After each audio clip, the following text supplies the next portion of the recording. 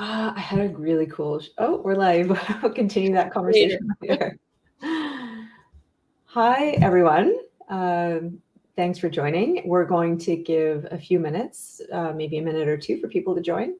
And then we're going to dive into this image critique. Last time we did critiques of stories. This time we're critiquing individual images. So welcome all. Feel free to say hello in the comments. Feel free to say where you are chiming in from. We see Thomas from, I believe you're in Phoenix.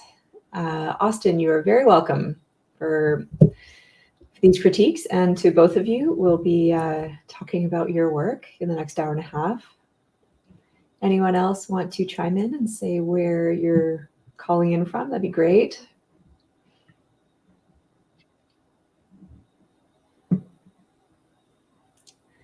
Finland, awesome. Hi, Radish.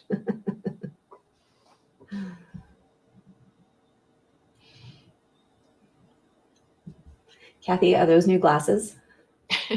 These are just one of the many pairs of readers that are scored all over the house. They're great. Okay, we'll give another 30 seconds or so. Cristo Murima and Thomas from France. Great. Glad to have you. Thank you for submitting images.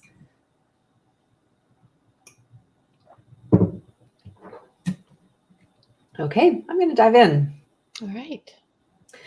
Well, thank you for joining our second critique. This is between Kathy Moran and I. Andrew Scaron's here. Great. Hi, everyone. Thanks for joining. In the last critique, we covered stories, and in this one, we're covering individual images that you have submitted. In a few cases, we're pulling individual images from the stories you submitted last time if we didn't get to your story. And I'd like to introduce myself. I'll start with myself. I'm Joanne McArthur. I'm the founder of We Animals Media. I've been a photojournalist for over 20 years. And while I still shoot, I wear more often than not these days a photo editor's hat. And I jury competitions as well, which is a lot of fun. There's nothing that I like more than discussing photography. And Kathy, who we have here, is the former Deputy Director of Photography at National Geographic magazine. She's been producing projects for the magazine since 1990. Kathy has edited several books for the National Geographic Society and has produced numerous books with photographers from the International League of Conservation Photographers. Kathy is also a founding member of the ILCP and currently serves on the board. She's on the advisory committee for Focused on Nature, and as a member of Moran Griffith Studio, she continues to edit books and photo projects. Kathy, you're the chair of WPY right now, is that right? Yes. Is this how many years in are you into that role? This is my second year, and this is also the 60th anniversary of the competition. So it's a really exciting year to have been on the jury. Okay, so it's exciting, so that's great. Why do you like it? Well, I think it's because you're seeing photography coming in from all around the world, and very different styles, approaches, and thoughts on photography and storytelling. So I think every time the jury has that opportunity to come together and see all that work, you really get stretched. And it's as much about listening to each other as it is about looking at the work, which is, again, also a huge part of doing critiques. And so I think we all just sort of walk out of that room with our heads spinning and with, a renewed appreciation for what every photographer brings to the work they do. Oh, I love that. And I love that you said listening, which is a part of human communication. Generally, we often don't listen enough. And I think that does translate into not just our conversations between photo editors and relationally, but in pictures. When we're taking pictures, are we listening enough to what's going on in front of us? And sometimes I think if we're not listening closely enough to what's in front of us, we're not going to get as strong a picture as as we can. So maybe we'll be able to wrap that idea into the pictures we're looking at today. And so the pictures we're looking at today have been submitted by We Animals contributors. We asked the contributors not to submit just their best image. We want images that you have questions about. If you think maybe it's not quite a successful image, let's discuss why. Let's solve the problem of what could have been improved so that we can all go forward and improve the shots we're taking. Before we dive in, just a little bit, there's a little bit more about image critiques. I don't want you to take these personally. We're very attached to our images, and rightly so. We put our heart and soul into the work we do, but it's important to detach so that we can think more critically about our images, and that's a muscle that we need to continue to flex. Detaching, depersonalizing, so that we can look critically and objectively and improve. Something about our opinions as photo editors, they are educated opinions, but they are still opinions. Kathy, do you agree with that? Yes, very much so. I mean, let's face it, this is one of the most subjective professions out there. But I have always believed that the most important thing to take into any critique is that it is meant to help. It is never meant to hurt. And it is really about is suggesting different ways that you might look at your work and what is successful and sometimes the things that aren't coming together and why, but always meant to be helpful. That's right. And we want you to know that even if we're taking apart an image, we know that you are, doing your work with curiosity and courage and compassion. We do always have that at the center of the analysis. Now, with that, we are going to start with the first image. This was taken by Amy Jones at a dairy farm. And she has questions about this image, and she asks, does it work? Amy likes the elements in the image, and I think we do as well, but do all of these interesting elements make a strong image? Kathy, what do you think? Well, in my notes, Amy, I felt that, it was really important that you asked the question. And I'm not sure that it's 100% successful as an image, but, what I really felt was that this image makes an important statement. And I think the fact that, when so many members of this community are working undercover, sometimes it is hard to critique because the very circumstances under which you're working make it hard to get in there and really think about capturing a moment or what's the best angle on composition or light or any of that, because I know you're working as quickly as you possibly can. For me, in this image is that I felt that there were a lot of elements here, but I think if you'd had the luxury of time to sort of really work this, most of those elements for me were sort of happening here in the foreground, the swollen udder, the chained hooves, this spilled milk that's sort of coming down, from one of these other cows. To me, those were the things that I think might have really, if you'd had the opportunity to work with them, would have made a more impactful image overall. I mean, I was curious that you were putting the focus on the cow in the background when really so much of what is happening is here in the foreground. And I have to work my way down this sort of line of cow bums to get to that other cow. And I'm just more engaged by what's happening in the foreground. So that was really my takeaway here. There are so many good elements here and metaphors as well, like literally spilled milk. Mm-hmm. So I want to notice it sooner.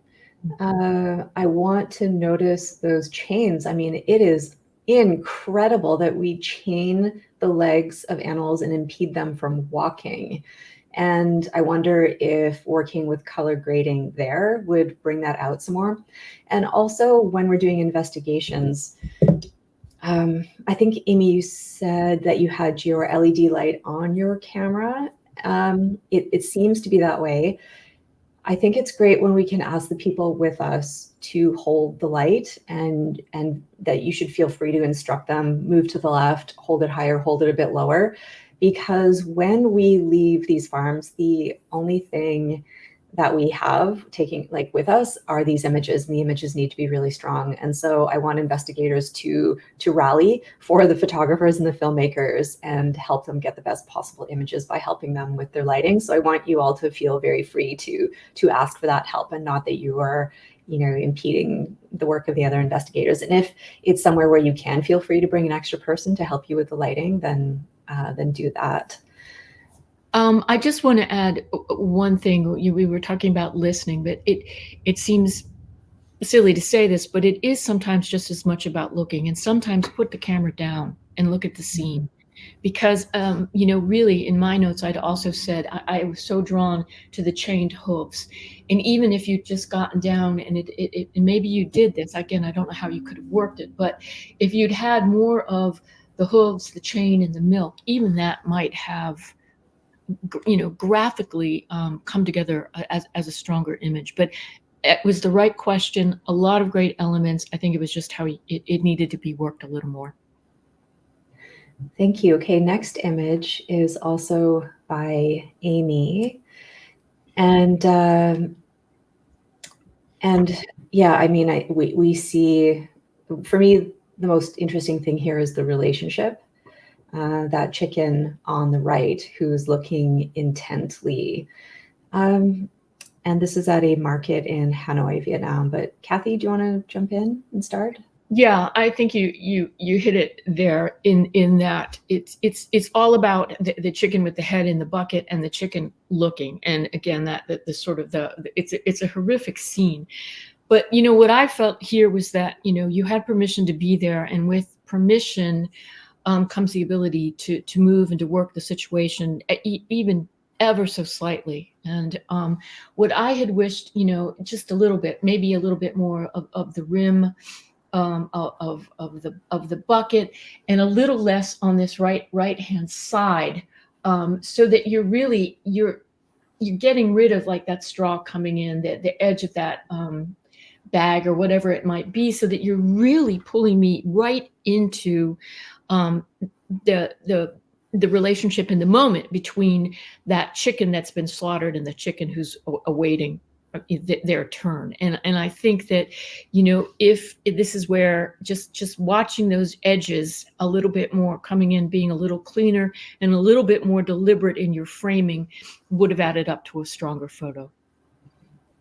Thanks, Kathy. I'll only add that basket, or the yellow bag thing on the right, I found distracting, and I wondered if you would have been easily be able to just move it, you know, with your hand. I don't think that would ruin any, you know, integrity of the work that you were doing. And you know, while there's certain things that we don't really want to move, and I guess that's a whole conversation, what to tamper with and what not to. I wondered if just like a little, you know, flick of the fingers of the wrist could have just removed that annoying detail on the bottom right, which I find distracting. Yeah, I mean, I did a little bit to crop out what I could there, because again, I think without that pulling your eye away from what you want us to look at, it would have just been a stronger frame. Okay, next picture. Okay, this is from Andrew, and he notes that this is a yawning pig, not a screaming pig. And I think that's a very important detail. And, you know, if it's a yawning pig that could be misunderstood as a screaming pig, maybe we just don't use the image. Because we do have, you know, a focus on truth telling here. And we know that this could be compelling if the animal is seen to be screaming. But if it's not truthful, then maybe we just don't put it out into the world. I'm saying, I guess that's a statement and a question. What do you think, Kathy? Yeah, my first question was, did Andrew have permission to be on the farm? And if so, you know, again, could you have worked this differently? I think if this is a yawning animal, then it's absolutely misleading, and it shouldn't be it shouldn't be here and it shouldn't be put out in any kind of campaigning because the message is wrong. But that said, it's also it's not a well composed image. I know you want me to be focusing on this pig, but I just keep going to this big empty on the other side, and wondering why I'm not seeing a little bit maybe more of that pig or up and a pig eye, or where'd the ear go? And so, again, I do understand that you're all often working under challenging situations, but I think the image could have been stronger. But if it's not screaming, then it's misleading, and so it's a moot point. I think that if the pig had had a neutral expression, it could have been a really good image. And if it was just shot from like tilted a little higher, so we're seeing less of that cement concrete pen, and a little bit more of the environment, the ceiling, and like, step back a little bit, have the ear in the picture. Probably the pig would have been looking right at you. And what is that, creepy fire happening in the background? The lighting's really nice. The light on the pig's face is really nice. And so I do wonder if you have images, around before or after this one that might actually be stronger. Yeah, I think in some ways it's also, I want to feel, I guess I want to engage more with the pig. I need a little more pig to sort of make the animal central to the image. Okay, next image.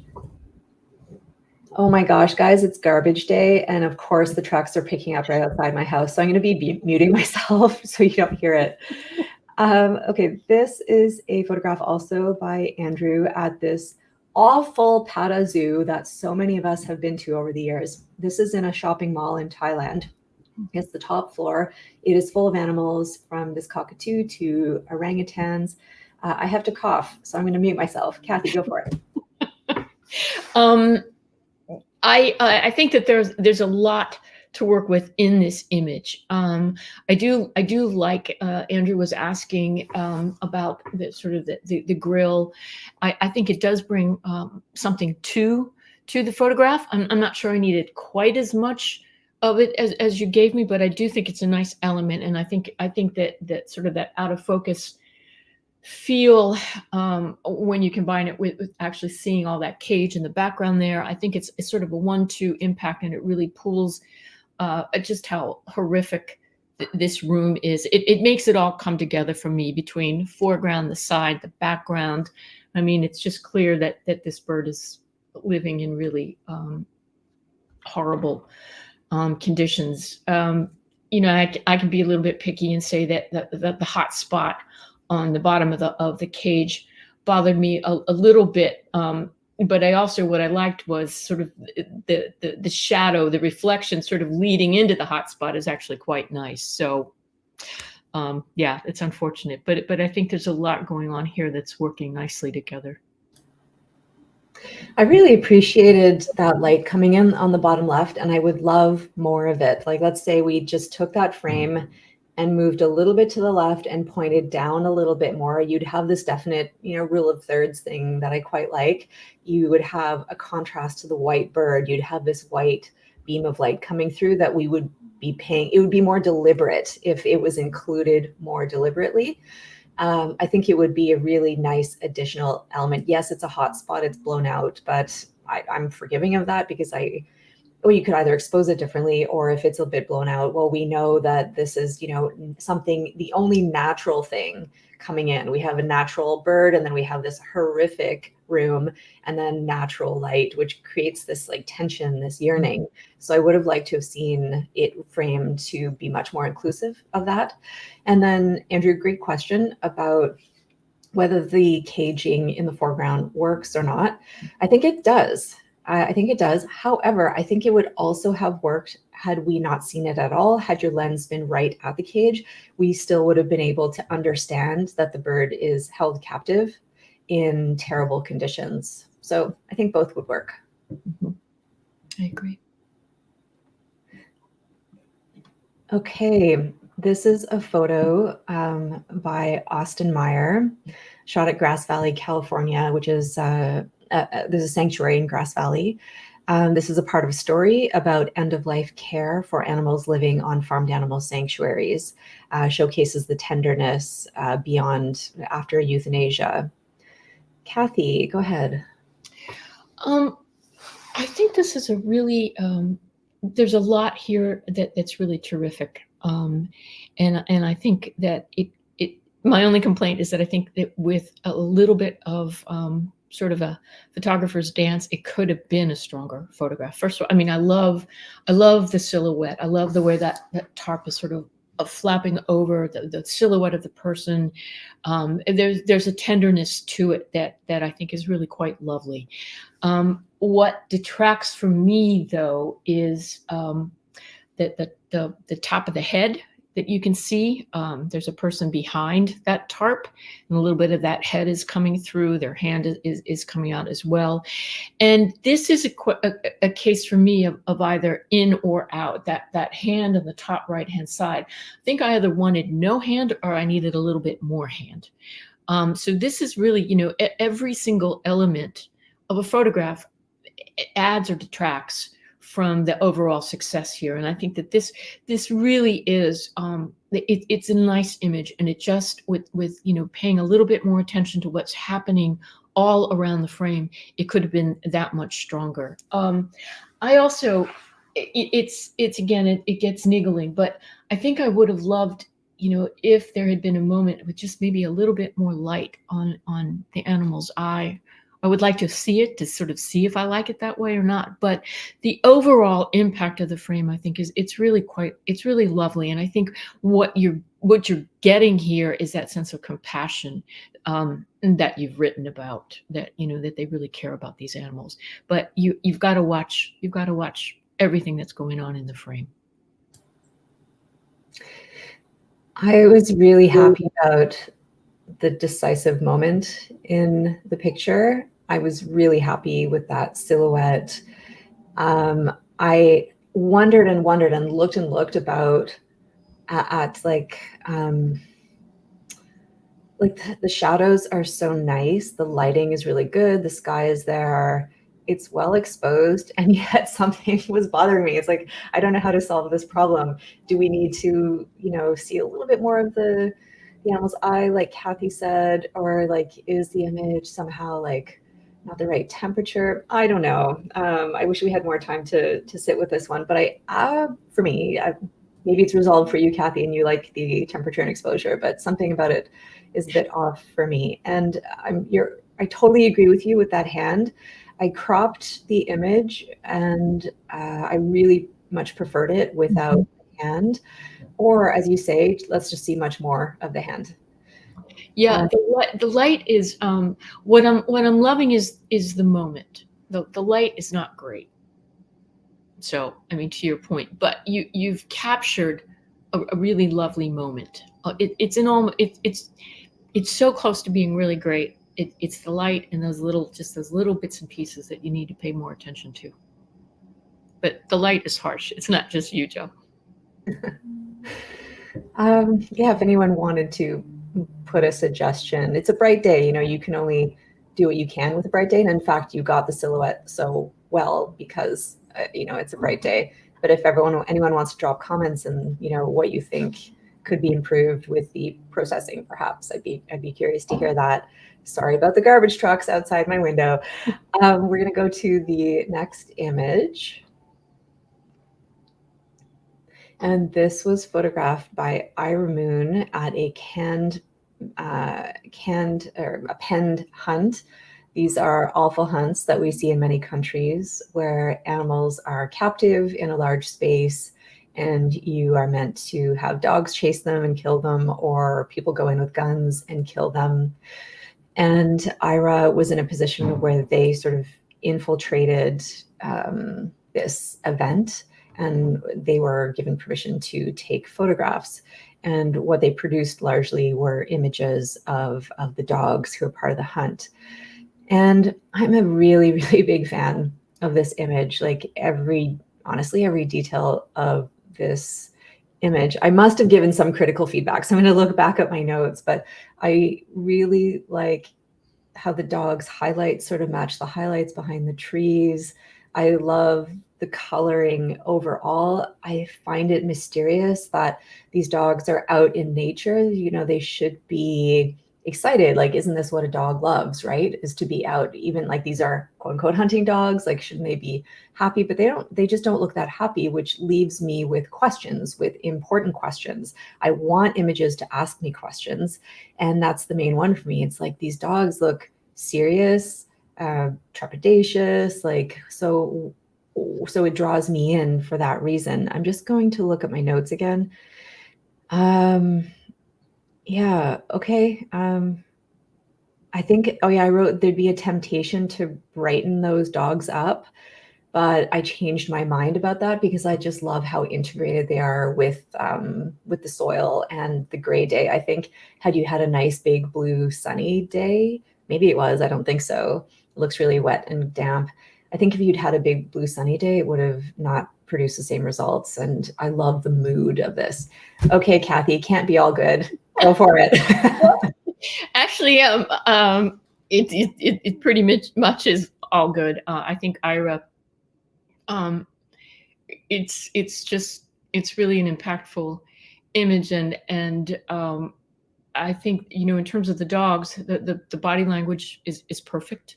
They might have considered with dog number 50, you know, if there was a little bit more eye there that they could have pulled out, because you've got a little bit of eye on the dog in number 1, and I think that would have helped me.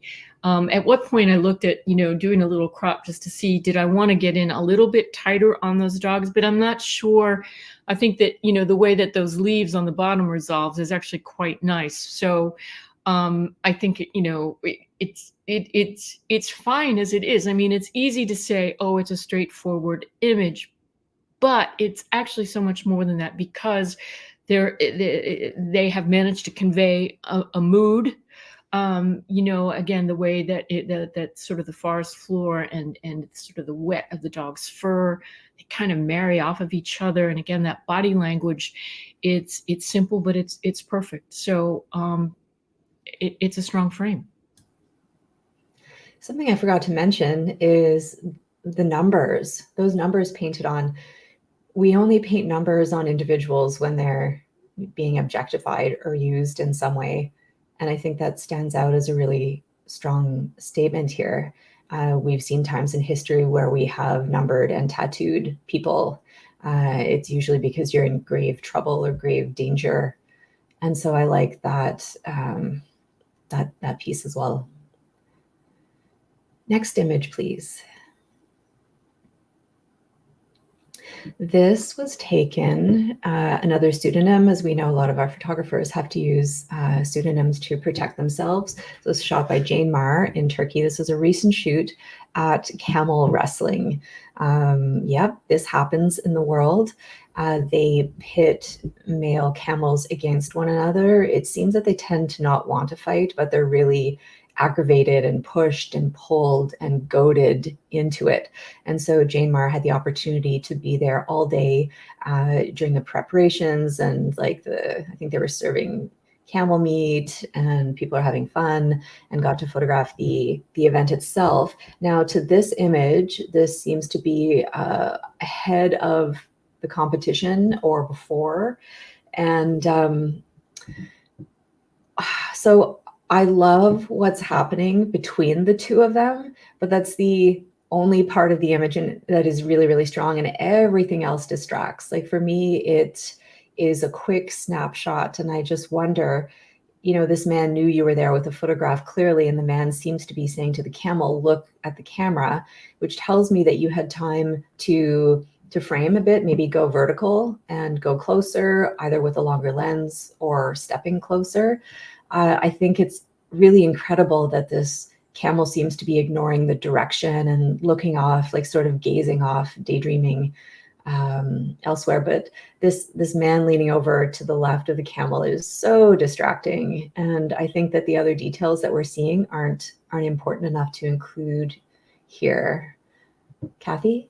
Yeah, this is really a question of you saw something, but it hadn't happened yet. It hasn't come together, and either it's a question of the framing or a question of waiting for the moment to happen. And in this case, again, this is a situation where every element matters. What you leave in and what you take out. And I really do think that, to Joe's point, if you had focused more on the man and the camel, something might have come together here. Whereas now, with everything that's going on around them, it's distracting. And I think the thing that really distracts me the most is, if what you're really trying to highlight is this relationship between the trainer and the camel. You've cut his feet off. I mean, they are the central elements to this whole photograph. So what you show of them, what you leave out, is really going to matter. But I think, to Joe's point, this was either a vertical, or you just needed to get in closer, maybe shift ever so slightly, and make it more about what's happening in that moment between the two of them. But look, the main thing with any photography is you see a scene, and then sometimes you either have to do the dance, you've got to put yourself in position, or you have to put in the time, because something will happen, but it just hasn't happened yet. Thanks, Kathy. The next image is from the same shoot. What an exciting and interesting image this is, for many reasons. So we're now seeing, we're in the thick of this awful fight where the animals are being provoked. It's interesting to know that the camel owners love their camels and think that no harm will come to the animals, even though the animals are meant to bite each other. And there's a winner when someone's injured or one of the camels is on the ground. And we're seeing all the people involved. We're seeing this, these people who love their camels pushing and pulling and goading. We see the expression of, especially of the one on the right. He's all, covered in foam, and he's reeling backwards. He seems to be wanting to move backwards. He is being pulled backwards. There's so many, for me, nice and exciting elements to this. There's like these people, all of these people, not just two, but like all of these big men pulling at these animals. We have all this interesting smoke. I really like those highlights. They're intriguing. I think we have a blown out sky. I'm not sure if there is any detail there to pull in. The blown out sky I find very distracting. I might have tilted the camera a little bit to have less ground and more of those flags, which are interesting, which really shows that this is a national thing. And Kathy, what do you think? A couple of things. I wish those flags had been actually a little bit lower, because I think there's such a nice element. But I worry that with that hot sky going up, you're just going to get more hot sky. I think this is, I, the great not technician at all, but when I can pull an image into Lightroom and play around just a little bit with exposure or contrast or anything, don't be afraid to use your tools. I mean, sometimes I'm taking these images in and I'm liking them with just a tweak here and a tweak there. And, you want the images, to be real, but present them as best possible. This is a nice frame, and I should have seen it the way I made it, to be perfectly honest. And it didn't take much to get it there. So use your tools. Just in terms of the composition, it would have been, and again, maybe you have this either just pulled back ever so slightly so that you've got a little bit more of the guys on the right hand side. So, you've got this sort of nice pulling that's happening between the two teams. Just ever so slightly, a little bit more there could have helped with the balance of it. And I know Joe was asking me again, this is, I think, just about, knowing how to just make the image a little bit better. This man, the camel on the right-hand side, in the black jacket, I think that if there'd been just a little bit more separation there, so he's not disappearing into the camel, again, would have made it just a tiny bit stronger. Overall, look, I think it's a nice frame. I think you've captured a nice moment. I think, all that dust and that dirt and that hot light, it's too bad we couldn't have lost that hot sky, but then you'd lose the flag. So I think the flags are worth keeping. But I think for me, this is a question of use your tools. Thank you, Kathy. Next image. This was photograph by Louise Jorgensen here in Canada. This is of a dairy cow who has fallen onto her back inside a transport truck, which is going to slaughter. One of her legs is protruding, the hoof is protruding from one of the holes in the truck. And Louise is wondering, did people notice? Did they care? What do people think when they see situations like this on the sides of roads and highways? And so I'll just continue. And for me, I find that the hole on the bottom left is way too distracting. Like it's a big, bold piece of black, which is just taking my eye farther away from the main component of the picture, which is that hoof. And so I wondered if this could have been framed pointing more to the right so that the hoof is like on the left and pointing a little more upwards so that you see clearly that they're inside a truck and we see the front of the truck. Because right now, I kind of realize like, oh, there's that front of the truck and he's turning and it's more of an afterthought, but I would have liked to have had two main elements. So the hoof and then like the front of the truck. And I think we would have been closer to the hoof in that way as well. And then I wouldn't have been distracted by the big black hole. Yeah. I think Joe it nailed it in terms of the framing. And again, for me, what so much of that hoof is also out of focus. So the very thing that you want me to be most engaged with is technically not there. So, but yeah, I think you're right on the mark, Joe. I say it, I'm not like 100% convinced, but okay, we agree. But I'm wondering how I could like see that big black hole differently and see it as like a positive. We've got maybe we have three elements. We have the hoof, we have the truck, but I'm not sure, not convinced.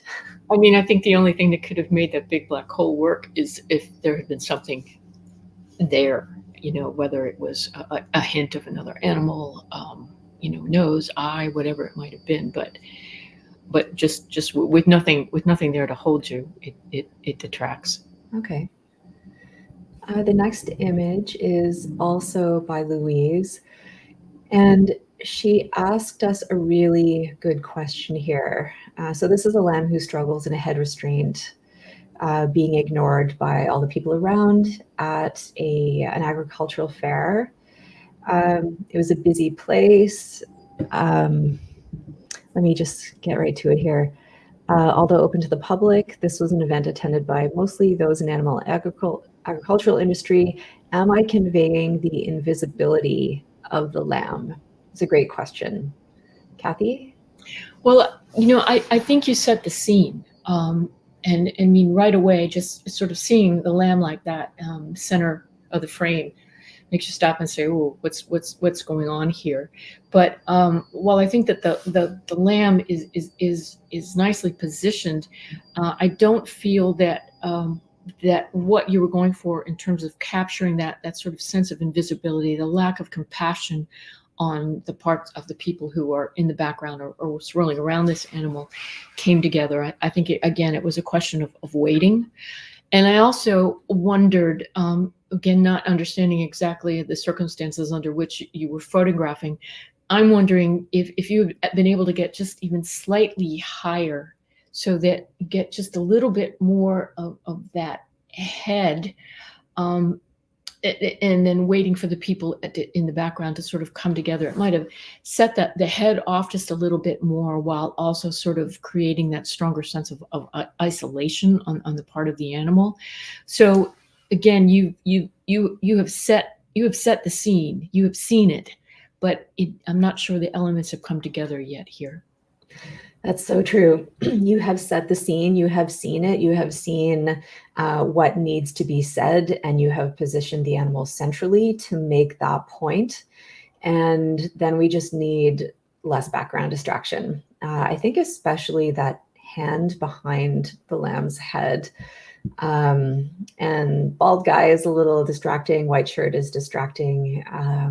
So like your eye is good. The intention is good. We just needed more time and more frames.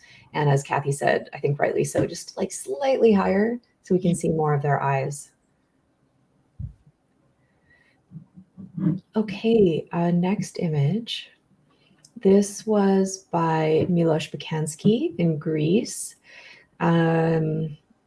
Sea fish from the Agricultural Fishing Cooperation Fish Farm and open sea are exposed at a fish market.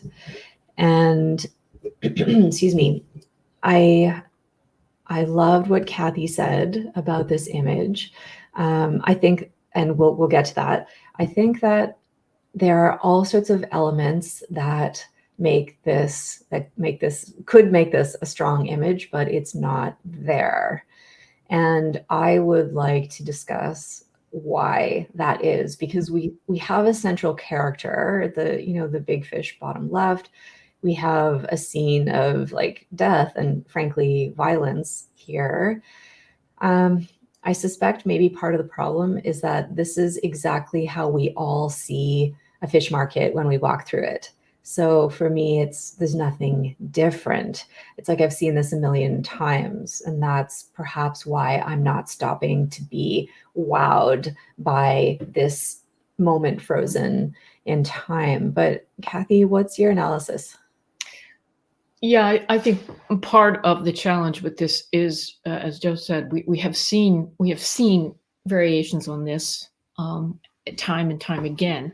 My comment was that there was a photo in here somewhere, but I'm just not sure that you found the right angle on it. I mean, when you start looking through, you're like, well, here's as Joe says, the central character here, mouth open, those sharp teeth. Right behind it, it looks to be like a little octopus. You've got squid, there are so many things that are happening here. And yet I don't think that you were able to make, you didn't find the moment in the chaos. And this is chaos. We're looking at visual chaos here. You got sort of gray fish on ice, and then you got your red guys over here. You got light shining down.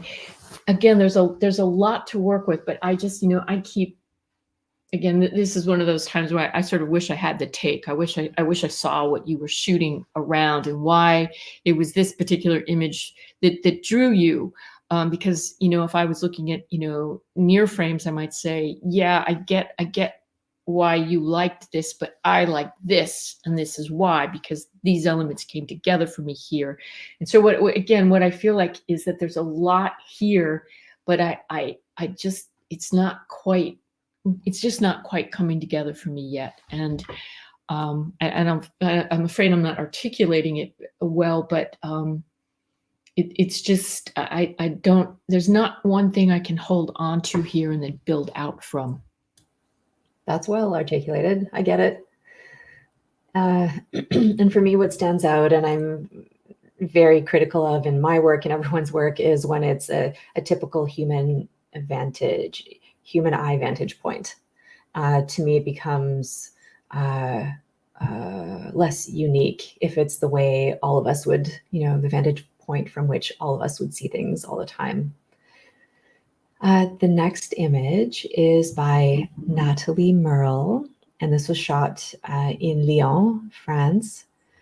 And what we have is a veterinarian standing before a mare who is reunited with her baby following anesthesia and a procedure performed on her two hind legs. I want to read a part of how Nathalie describes this image. I could not have planned such harmony between the vet stance, the light khaki work apparel, the face-to-face between the vet and the mare, the care being rendered to the foal, something that words alone could never capture. Mutuality, trust, benevolence, confidence, but also a form of sadness and urgency. If placed within the context of the larger issue, but also a form of sadness and urgency. end quote. Kathy, what do you think? Well, I mean, I think that, it's clear that Natalie had a really powerful experience in this moment, but I have to say that I don't think that the photograph conveys the level of connection and emotion that she's describing in the caption. And I think, again, there's an image in here, but there's a moment in here, but this image doesn't convey that for me. I honestly, I can't get beyond the vet's backside and the lack of sort of eye contact or really anything with the mayor. The falls out of focus. So, whatever this connection was for me between the vet and the horse, I think it was happening up here. It wasn't happening down here. And I can't help but wonder if just a slightly different view and up and the gaze between the horse and the vet might have been that moment that Natalie was really experiencing. But the body language here doesn't convey that to me. And again, the fact that I'm seeing the vet's backside and really mostly, the chest of the horse, not the head or anything else. I can't connect. I'm not. It's not helping me work my way through this image to get that sense of emotion. Thank you. I'm not sure I can add more. I agree with you. I always appreciate the depth of writing in Natalie's and like her thoughtfulness and her descriptions, but I think she's seeing more than we can if we are to just see this as a single image. And it is a single image critique, not like a story critique like we've done in the past. And so as a single image, I like the stance. I like, someone, when you stand like that, you're being thoughtful. It's like they're thinking, and yet, okay, I get that, but then the butt is too much the focus. I see someone's hand on the foal, which is like, who are they? I don't see the rest of them, so I find that distracting, and I would like to see more of the horses. I think like the color editing is good and interesting, but Natalie, what you're trying to convey isn't fully coming through. Work in progress. Okay, Ozan's picture from Turkey. So this is a healthcare worker. Hamid takes two birds with him to his home in Izmir. And I think this was around the time of this is from the earthquake and from his series, which he captured of people experience the devastation of the earthquake and having to move and having to rescue each other and rescue animals. And Kathy, what are your thoughts on this portrait? Well, I mean, I love this idea of a story, in the midst of, this sort of what we would think of as human tragedy. Of course, animals are impacted as well. So I think it's a great way into the story. With the image, I think for me, I felt that Ozan saw something really interesting, but I'm not sure that the framing is 100% successful, because what I found much more interesting about what's happening over here on the right-hand side of the image is really that just kind of doesn't work for me over there. But I'm intrigued by what might have been happening on the left-hand side of the image, because I like this hand on the cage that the man is carrying, this person in the red jacket. And so I kind of can't help but feel that the real moment was on the other side. that if you'd stepped back or moved ever so slightly, that this sort of connection between the man in blue and the person in red might have made for a more interesting moment. Or, even if you had just, come in tighter, lost, I think, all of that, whatever's going on in the background over there. And just even if it was the arm coming in. I think tighter would have pulled me in, and I didn't need all that stuff that was happening on the right when I think the left was a more compelling, intriguing something or other going on. I love the expression of this person. I meet them in this picture and I want to know who they are. They seem compassionate and complex, and they're going through a lot, and yet they have this calm expression. I'm really, really intrigued by this person. I like their hand. I like the gentle way that they're holding the birds. I feel that the face on the left of the woman is really competing with his face. And please excuse my hack job of darkening the rest of the scene. It was really rough. I literally took 30 seconds to do it. But what I did was I drew down in that second side the highlights and the exposure overall so that there would be fewer distracting features in the background. So again, really roughly done. My apologies, but I think it brings him out. And I like the busyness of the background because it's a busy situation. There's been an earthquake, everyone is out and about, and it's a state of emergency. There's these boxes and people doing things. Like, I think I don't mind those elements at all. Maybe, if this was shot at like f5.6, it could have been like f4, f2.8. But I used the tools to try and darken the background so that it's less distracting. Yeah. Nice portrait. I like it. Next image. Okay. Pseudonym Ram Daya. This is a drone picture of a milk dispenser moving between thousands of calf hutches at a dairy in Arizona. It's a fantastic image. Millions of people have seen it now and reacted very strongly to it.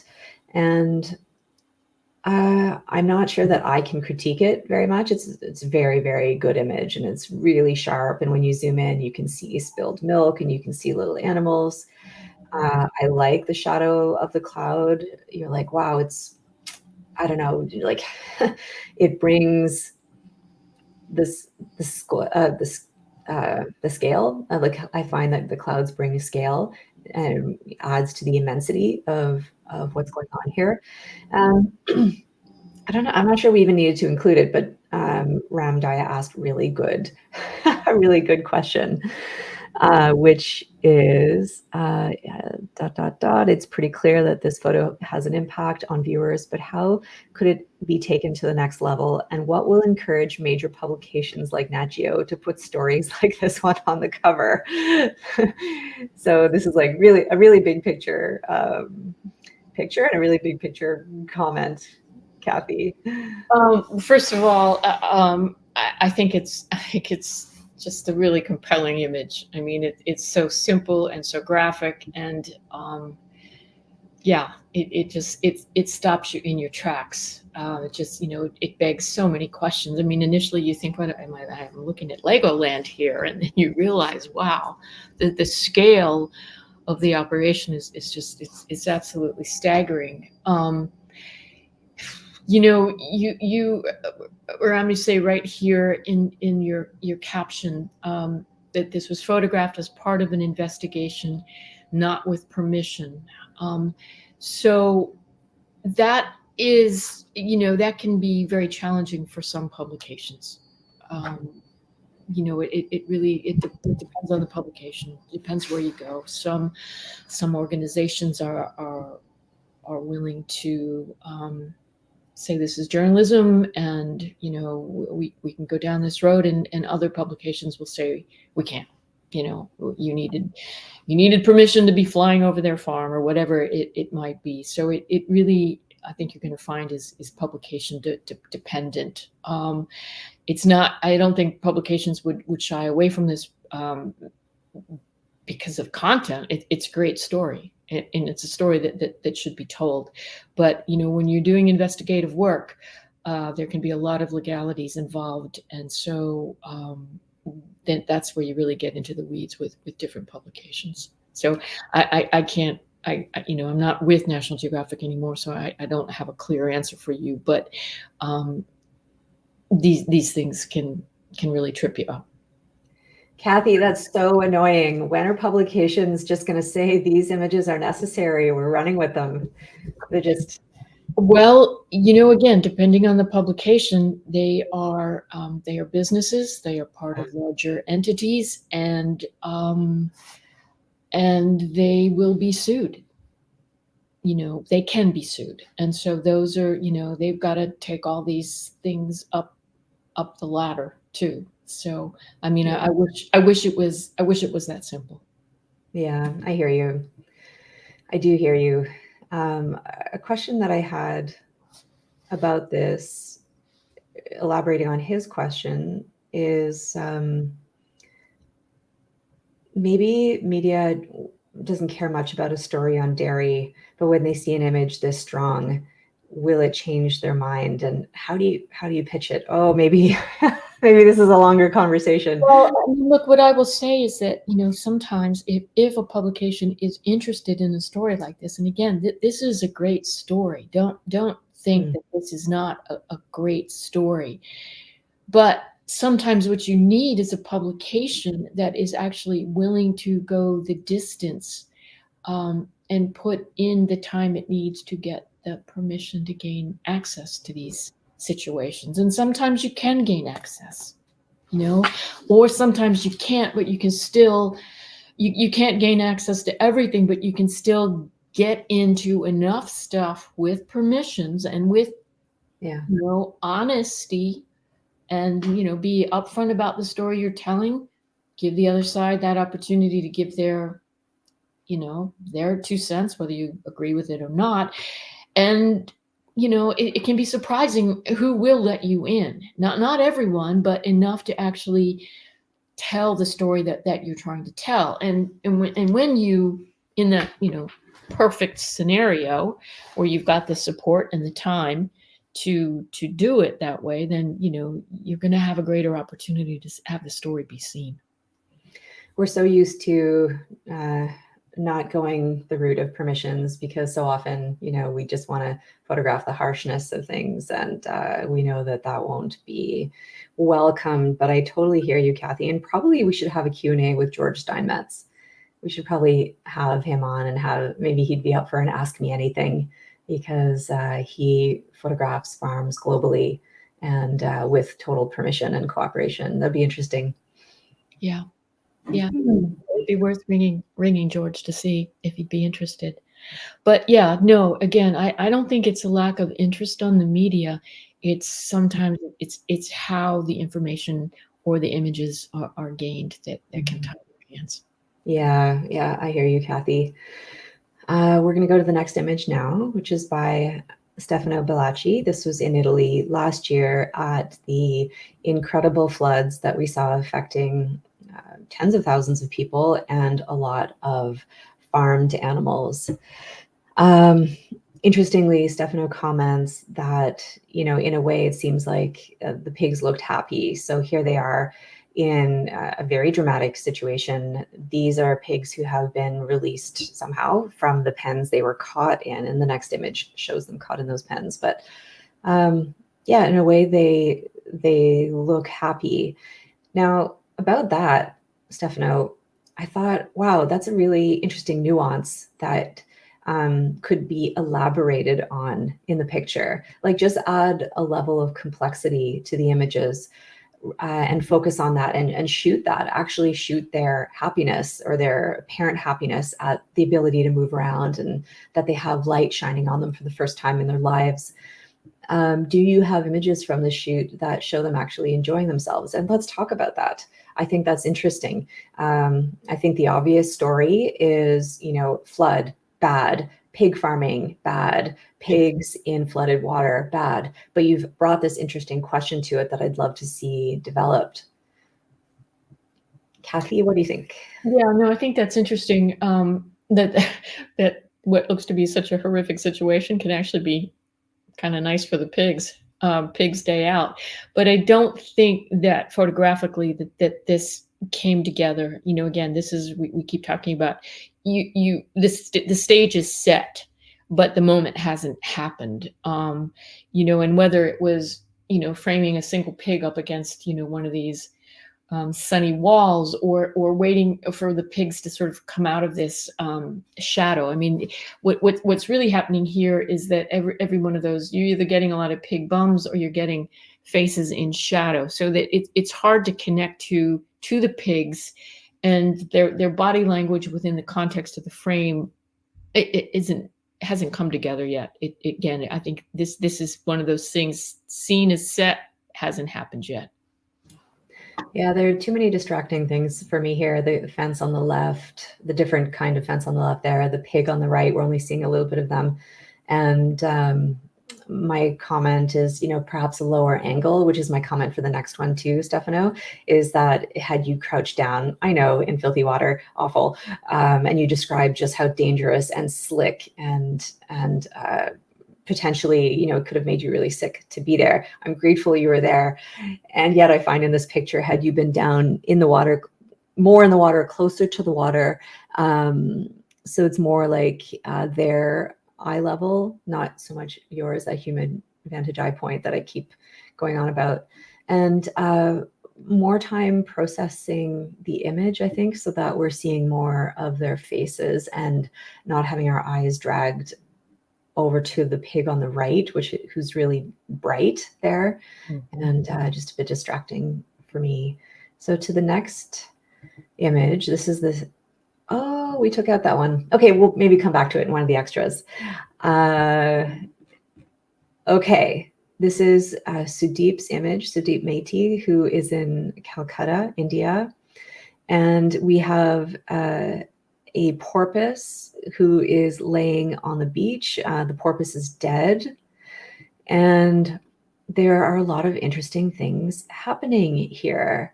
I think it's a great image in some ways. And it reminds me of, who is that photographer? You guys ran their story from at Nat Geo, and it's Animals and Entertainment. It's kind of like there's the Kirsten Luce. Kirsten Luce. So it reminded me of her images in some ways of, you know, tourists around animals.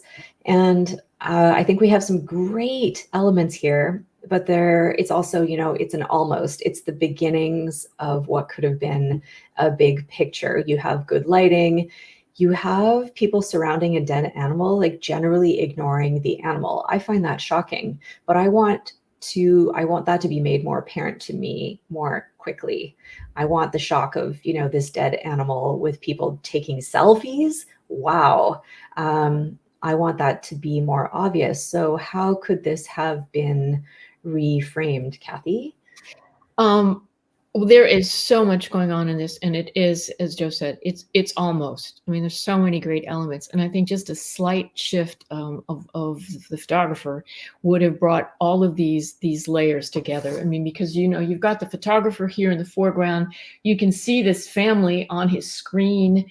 Yeah. I mean, you've got the couple in the background, you know, doing their own thing, and again, to Joe's point, everyone ignoring what's happening right in front of them on the beach.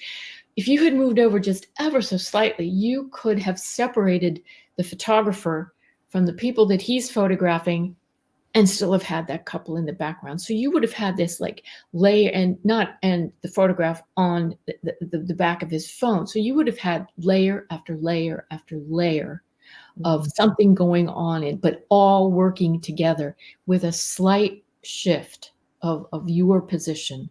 And so again, as Joe said, I hope you really shot a lot of this, and I hope you've got it and you moved around, because if you had just separated the photographer from that one group, yeah, this really would have been, it's good seeing, but it would have been a really good frame. Thanks, Kathy. Okay, the next image is by Suzanne Goodwin. What we have here is a ewe lying on the ground while she is sheared in front of onlookers during an agricultural fair shearing demonstration. Kathy, what do you have to say about the picture? Well, what I did, Suzanne, I I just went in for starters and I cropped it, not perfectly, but just to cut out some of that surrounding clutter, the red leash that's on the bottom there, the green leg. Again, what I was trying to do is see, let's put more focus on this lamb. I mean, this is what you want me to look at, this sort of this, what's happening to this poor thing. And I think by sort of sort of getting rid of just even a little bit of that clutter and reducing it to the lamb and the feet, just sort of, I think it gives it a stronger context. Again, I can't help but wonder that, just a sort of slight bend to your knees to keep the focus on the lamb, but also to sort of more powerfully bring in just the feet might have made a better frame. And also, again, just these little things that you've got this tag hanging down from the person who's doing the sheep shearing, and it's sort of dangling behind the ear. I don't know if anything could have been done, but again, just this is where you need to sort of move. Don't be static as a photographer. If I get down, if I move over, do I have a slightly better frame? But I think just just sort of making it more about the lamb. And I think if you've been able to pull in a little bit more of those feet, it just might have had a more interesting dimension to it. Thanks, Kathy. I see, Suzanne, that you say you have other images from this day that are shot at eye level with the sheep and with less background clutter, but wonder if this higher perspective adds to the diminishment of the sheep as an individual. That's a great statement and question. Mm-hmm. I think that the diminishment of the ewe is clear because, she's lying in this compromised way. She's, locked in between the legs of someone dominating her. She's looking right at you, which I think is a phenomenal connection, a really important one when we're photographing the experiences of animals. When they are looking out at us, they're connecting with the audience, people looking at the picture. And so what I find interesting is that this is a fair, this is a demonstration, and she's being observed and exploited. And you mentioned that you keep the faces excluded for anonymity, but I do think that shooting from lower and getting more of those legs would have shown more that she's being observed and exploited, and like that this is being watched. This is a community activity. And so what I would love in this picture is to see one that has like at least up to the waist, people up to the waist, lower down and up to the waist. So I think that would frame the image even better. Okay, this is also, I'm scrolling down, this is also by Suzanne. 3 flapping domestic ducks are roughly carried through an animal auction holding area. These ducks were sold at auction and are being transferred to the buyer waiting outside. It seems that the animals are confused. They're loudly vocalizing that they are in distress. Kathy, what do you think about the picture? Again, Suzanne, I took the liberty of cropping, and I basically turned this into a vertical. Mm-hmm. Again, what I wanted was, I wanted to get in on these birds. I wanted to feel these birds more. I wanted to make them actually more central to the image and the story. And I felt that I didn't need necessarily all of that clutter to the right-hand side, especially when you've already got this cage in the background that actually has other birds in it. I felt it made a more compelling connection between that cage and the birds that are being carried away. So, again, it's always about, oh, I see something. Is it better this way? Is it better that way? And I think is the more you sort of get in and make this about the birds, and that's sort of how the guy's carrying them, then it's a stronger frame. It's a stronger moment. Yeah, you have a lot to work with there. I mean, you have your work cut out for you shooting this scene because the background is very cluttered. I was wondering, how would I do it? Yeah, it's like it's happening quick. It's a hard image to capture. I might have dialed it down to like, are you at 2.8? What are you at there? You are at 2.8. Okay, good. I would have shot vertical. I would have got in a little tighter to avoid the busyness of the background. And I was like, oh, maybe I would have, gone really close with a wide and just walked backwards with him as he walked forward, and maybe even shot from the hip, pointing up a bit, to get a totally different kind of experience where you're really close up with the ducks. I like that you have we're really seeing their experiences there. We're seeing their expressions. That's successful, and yet there are just elements here that are just drawing us away from their experience. Next picture is by Thomas Makovitz, who is here. This was, okay, hold on. This is on Skid Row in Phoenix, USA. And we have street vets. I'm going to skip to what Thomas has said here. So these are, vets working on Skid Row. We see a puppy in this veterinarian's arms. Thomas says, I think the technical aspects are here: composition, rule of odds, action details about everyone in the photo, but it's not mind-blowing. How do I make mind-blowing images all the time, or at least more often? That's a hilarious question. But to this picture in particular, I'm really distracted by this wide angle. It's a 24 mil, and it's stretching the guy's head. And so I'm immediately drawn to this stretched head on the right, which to me is like a technical fault. When you see people on the sides of these wide angles doing that, just don't take the picture, or go to 28, go to 35, and just don't put people on a wide, on the side of a wide. The lighting's not great. I understand you're working with a bright day, but I find the lighting distracting. And I find that guy in the middle is so unnecessary. Who is he? What is he doing? Why is he looking at you? And then, so I deal with all of this. Sorry, Tommy, this is harsh. I'm dealing with all of this. And then I'm like, oh, she's holding a puppy. Look at that sweet little puppy. And the puppy seems to be snoozing. And then I'm curious about the puppy. I like her expression. I like her concern, but it's really taking me a long time to get there. You mentioned that, you have the rule of odds and the composition, but I think that those elements of composition aren't adding to the story that you're trying to tell. Kathy. And the guy in the background, from what I can say, it looks like his eyes are closed. So it's not even really engaging with them. I guess what first of all, no one makes mind-blowing images all the time. They rarely happen. Well, maybe James Nachtwey, but he may be the only one who ever has, been able to pull that one off.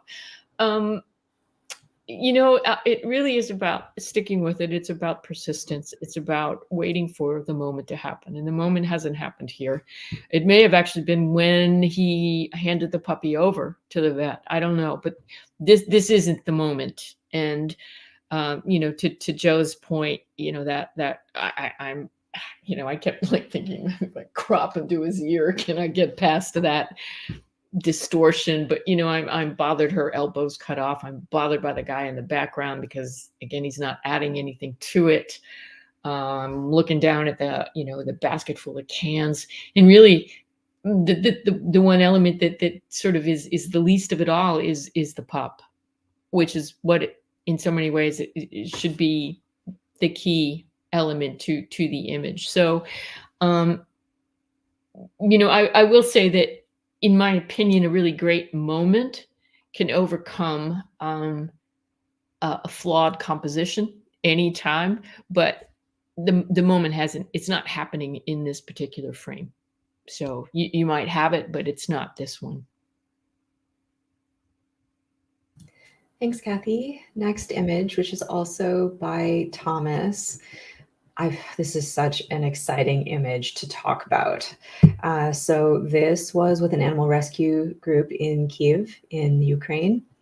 And they are, trying to help a bird, capturing bird. We have a bird overhead, which is just fabulous. Thomas mentions that, these are the crows flying overhead and calling loudly. And so there's good work trying to happen here for animals. Thomas says, to me, this image seems to have good action and information, but I think it falls flat emotionally. Does this even work as a single storytelling image? Could it be better? Kathy, go for it. For me, this is an almost image. And I think that, there's a lot that's happening here. I think it's graphically interesting, but ultimately it's not quite coming together. And I did play around and crop with it a little bit, but ultimately the first thing you're drawn to is the guy's crotch, and then you go up to this sort of unresolved chin. And I think that even though that hand coming down and the bird flying in are really and even the placement of the net, these are all strong elements, but the bird, the central character, all of this is really hard to read. It just, it's nothing you have any control over, but just the placement of the wings, everything about the bird and the net renders it just sort of obscure. So there's so much that's happening here, and it really is an almost frame for me, but I'm not quite sure. I think the crop helps it a little, but again, I'm not sure that it holds together without a better resolution on the bird and the net. Oh gosh, it's so nicely composed. That hand, it does leave me with questions, the right questions, the wrong questions. Like, as a single, are they helping the animal or are they trapping the animal? It's good to know. It's good that we have the caption. We know they're helpers. I just love the creamy colors so much. Like it's verging on a black and white image. It's so monotone in its colors. I just with that bit of red. Yeah, and I really appreciate that you were below them, that you saw that there was a really good position to be in, and you got yourself in that position.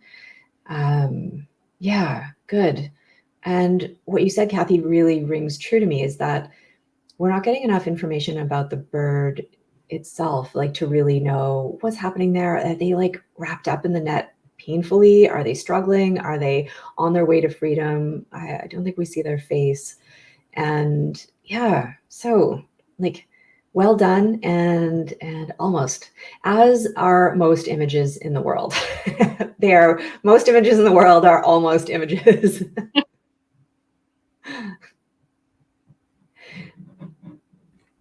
Okay, I think we're gonna have to move a little quicker.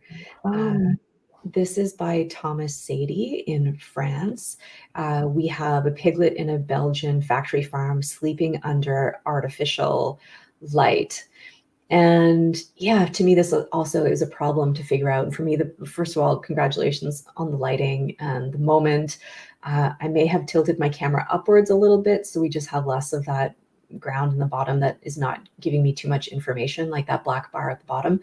The problem for me to figure out is that piglet on the right is distracting me, but it's not the kind of thing that you would move. Like you wouldn't move a whole individual. Like, you don't want to disturb the animals. You don't want to make them stressed, scream or cry. You don't want to stress anyone out. And so I think that piglet detracts from the image, because I can just picture this, right? Like it's so theatrical and it's so beautiful. Literally, a spotlight. You'd see this on a poster for a theater. I mean, notwithstanding the subject matter. Yeah, stunning. But what to do about the piglet? And maybe the second piglet is just okay. Maybe the image is perfectly okay with that piglet. I don't know. Kathy, help. I think that there's something actually really poignant about this image. I mean, with the light on the one piglet, the flies on it. I did a tiny crop to keep more of the focus on the piglet in the light. Just took a little bit off the piglet on the right. But I think at the end of the day, there is something about that second little piglet laying there on that grate, not even on a piece of cardboard, that I think adds to the overall poignancy of the image. I mean, I think ideally when I first saw it, I thought, oh God, that damn pig, get that pig out of there. But the more I sort of look at it, I think that as an element in the image, there is something that's that's equally poignant about sort of stretched out, almost like a looks like a dead chicken ready to be spatchcocked on that grill. So I think it comes together as a very simple and very effective image. And the light is, you couldn't have asked for more with the light. Thanks, Kathy. We'll just keep moving. The next one. So we've covered the main images. Now we're going to squeeze in a few extra. We're back to this image by Amy Jones. Oh, hold. I got to find my notes here. So similarly, an investigation, you know what, you can see what's happening here. I'll just hand it right to Kathy to say, what do you like and not like about this picture? Just trying to, I think my feeling is that, again, I admire what Amy is trying to do with this work, but as a photograph, there's just too much empty space between the cows and the investigator to sort of make a moment. And again, you have to see, there's so much great information in these captions that's not actually in the images. It needs to be in the image, because I don't see the milk leaking from the udder. And what's happening for me, because of all of this space between the cow and the investigator, is that I'm going to that empty space. I'm not relating to either one of them, and I don't feel that that there's real tension here. The tension is in the caption, not the image. It's funny, Kathy, I kind of disagree with you. I really like that space. I like that we're seeing where the animal lives. We're seeing the bedding, the fence, the grate, the caging, the walls, the darkness. There are no windows. So I'm engaged with that. But what I am really distracted by is the cow bum on the left, the brown cow bum on the left. And then the space behind the investigator, which I feel is extraneous space. So had we just zoomed in a little bit and had the white cow on the left and the investigator fully on the right, I would have been like, oh, yes, yes. Next image. And this is also by Amy. Now we're going sort of out of sync with our notes, and you're finding Kathy and I having to scroll through our notes to get to that image again. Now, Kathy, do you want to keep go? Yeah, hold on. I'm just looking for my notes. And again, it's all debatable, but I did do a pretty major crop on this, because I wanted to be drawn in by the intimacy here between this keeper and this little guy. Sorry. Here we go. Again, my feeling with this is get in there and be intimate. I wasn't really caring so much about all of this sort of this stuff happening off on the sides, other than the hint of the cage. I wanted to feel the intimacy between Plango and Crete. So anyway, I mean, again, I like his crossed legs. I like how his flip-flops match his shirt. I like all of that, but I just sort of feel like I wanted to be in on that moment between them. So I looked and looked and looked at this, and I'm just so in love with the colors, and the green shoes, the green shirt, the green trees. It's a quiet moment. I love the matching of like the animal and the teddy bear. I love his attention to the animal. And so I actually wouldn't change the image. But had I been there and had I had time, or had you had time, what if you could have said, stay right there. I'm going to move that thing on the left, and I'm just going to tuck those red bins behind you. I don't know if you had time to do that. I feel like this would have just been a totally incredible picture had we not had those distracting. If you hadn't had all that stuff happening around it, I think it could have been a much stronger image. Yeah, you've got the right f-stop. I think you're at, if I can see, 2.5. Like, that's great. That's what you need to be doing.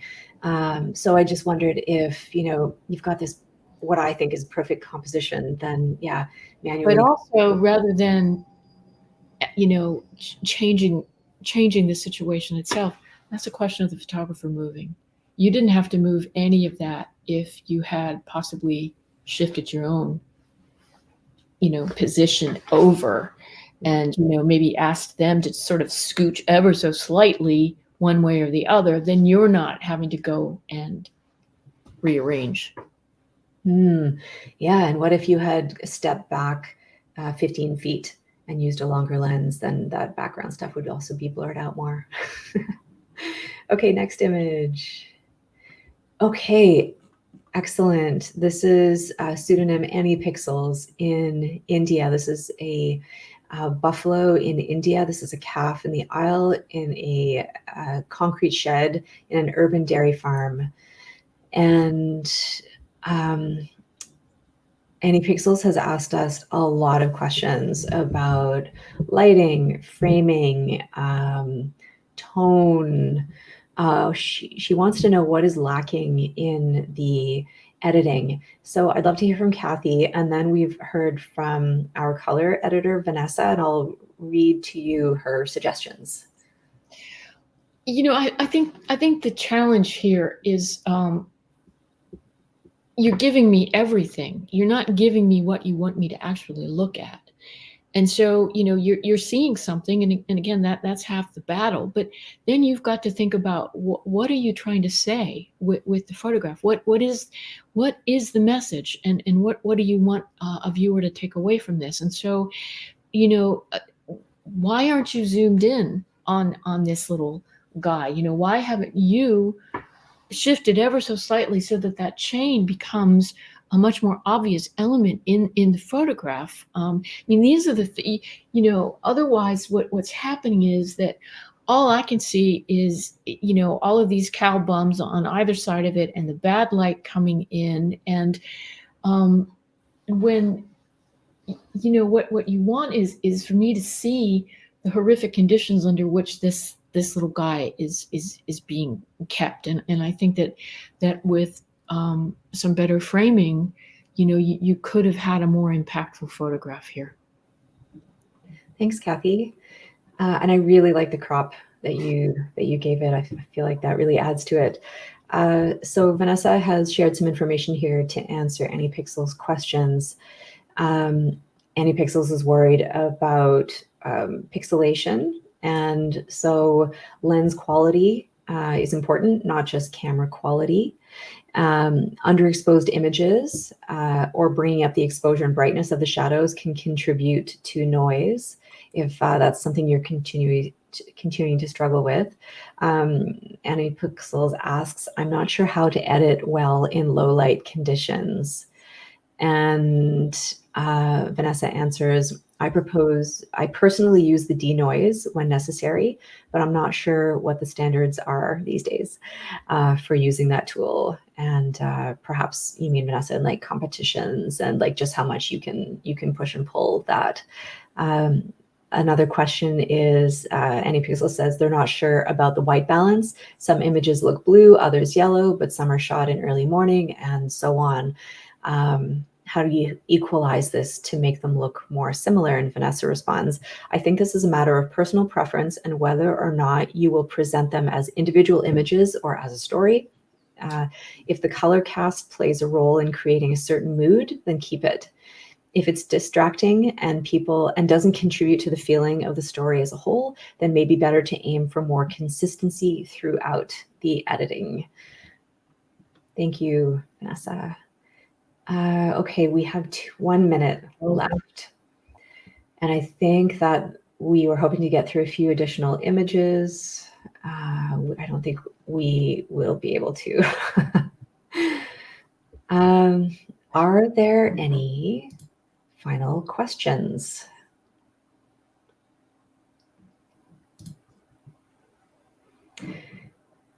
We sure are grateful that we get to do this with you.